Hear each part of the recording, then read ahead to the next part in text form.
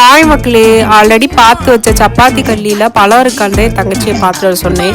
பயப்புள்ள பிடுங்கிட்டே வந்துருச்சு. அது என்ன பழுக்கவும் இல்லை, லைட்டாக தான் ரெட்டிஷாக வந்துச்சு. வீட்டுக்கு வந்தோன்னா அது முள்ளெல்லாம் இப்படி தான் தேய்க்கணும், அப்படி தான் எடுக்கணும்னு சொல்லி பெரிய லெக்சர்லாம் கொடுத்துட்டு இருந்தாங்க. உண்மை என்னன்னா, இதுக்கு முன்னாடி நானும் சாப்பிட்டதில்லை, என் தங்கச்சியும் சாப்பிட்டதில்லை.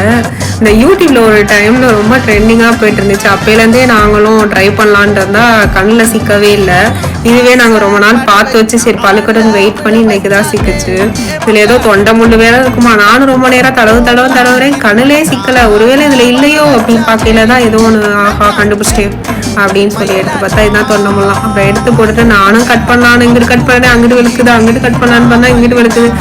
இல்லாத அகாஜுகெல்லாம் கட்டி ஒரு வழியாக கட் பண்ணுறோம்னு சொல்லி கதறி வச்சாச்சு.